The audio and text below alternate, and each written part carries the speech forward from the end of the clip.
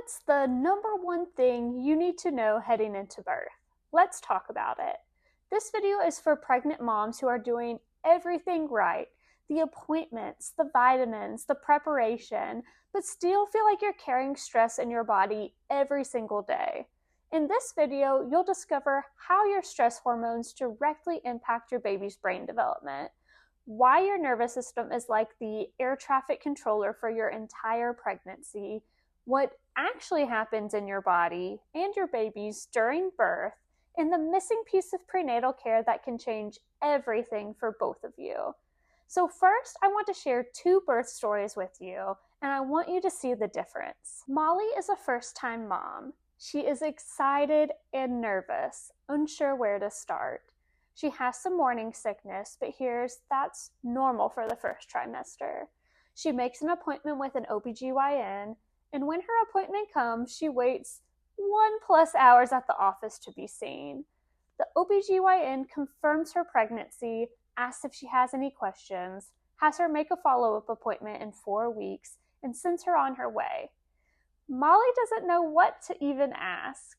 In the following weeks, Molly starts adding things to her baby registry, decorating the nursery, and reading parenting books. She starts feeling some physical discomfort, but has heard that it's typical in pregnancy with a changing body. As Molly gets into her third trimester, the OBGYN states that Molly can get induced at 37 weeks. Her OBGYN tells her that the baby will be full term then, and Molly does want to meet her baby, so she sets an induction date. Molly is anxious about what to expect, about managing pain, and just wants a healthy baby. Her OBGYN tells her that she can have an epidural for pain to where Molly won't feel anything. Molly doesn't know what an epidural is exactly or how it affects the baby, but not feeling any pain sounds great. Molly goes in for her induction and is given Pitocin to start up contractions. These are super painful, so she goes ahead and gets an epidural.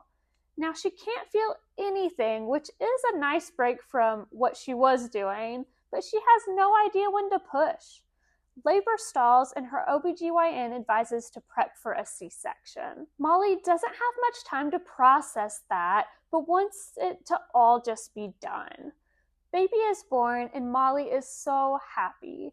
But after a quick hello, baby is taken to be weighed, heel pricked, washed, etc., and Molly gets stitched up from her surgery. When baby is back in mom's arms, they have some trouble latching for breastfeeding, and the nurse suggests formula as a supplement. This is the typical American birth. The high stress, induction, epidural, interventions, separation from mom, poor co-regulation, leading to poor latch, colic, tummy issues, and more. Now, Elizabeth is a first-time mom.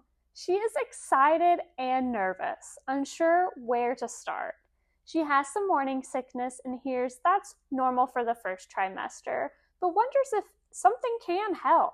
She hears that proper nutrition can play a huge role in how she's feeling, so she makes an appointment with a dietitian that specializes in pregnancy.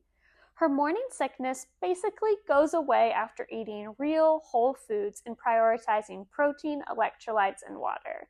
She makes an appointment with an OBGYN, and when her appointment comes, she waits 1+ hours at the office to be seen. The OBGYN confirms her pregnancy, asks if she has any questions, has her make a follow-up appointment in 4 weeks, and sends her on her way.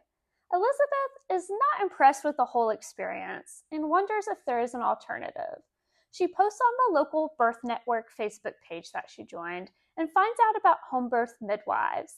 She makes an appointment with a midwife who is attentive, informative, and personal. She feels led to have a home birth with a certified professional midwife as she feels much more comfortable at home. Her midwife encourages her to look into a doula who can be an advocate and support person for her during birth. She meets with a doula and makes an extended birth plan that includes ideal scenarios, unideal scenarios, and what-if scenarios. Elizabeth is feeling pretty confident in her pregnancy now. As her body is changing, she wonders if there's anything she could be doing to help support her growing baby. She hears about nervous system focused chiropractic care and decides to find a chiropractor certified in perinatal chiropractic. After getting adjusted, she feels amazing. She is sleeping better, has less round ligament pain, and knows she is setting herself up for success during labor and delivery. She decides to take a few birthing classes, meet with a pelvic floor PT for push practice, and get some prenatal massages. As Elizabeth goes into her third trimester, her midwife, doula, and chiropractor encourage her that her body is meant to have a baby, and baby will come when it is ready. It is common for women during the first pregnancy to get to and go over 40 weeks. Elizabeth is comforted. At 40 plus 4, Elizabeth starts having contractions and her water breaks. She calls her doula and midwife to come to her house. She labors in many positions, goes in and out of a birthing pool, and gives birth unassisted on hands and knees while her husband catches their baby.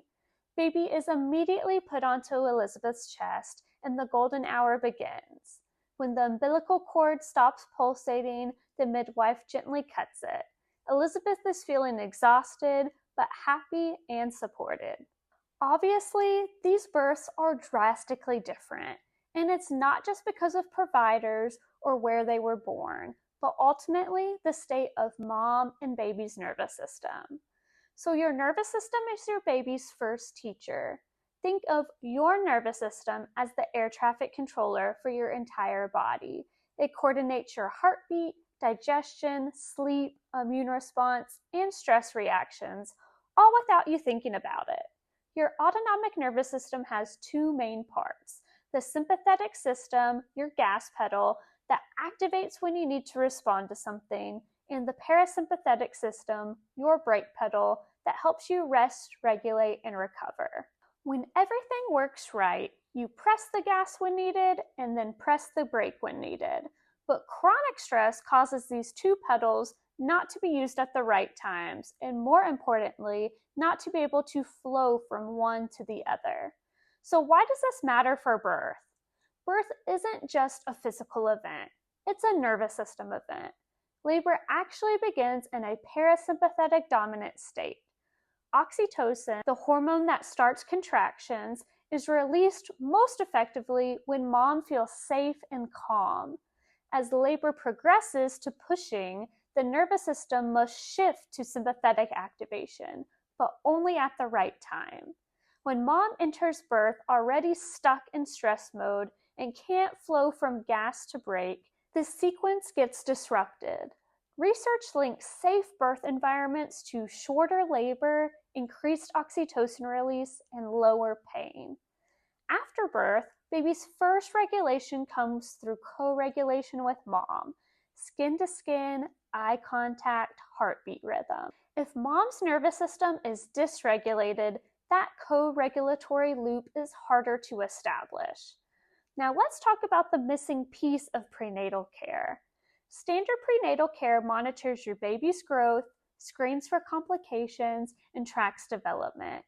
All essential work, but there's usually no assessment of your nervous system function.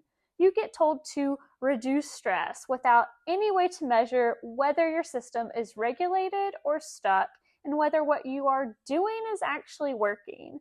That's where neurologically focused chiropractic comes in and fills the gap.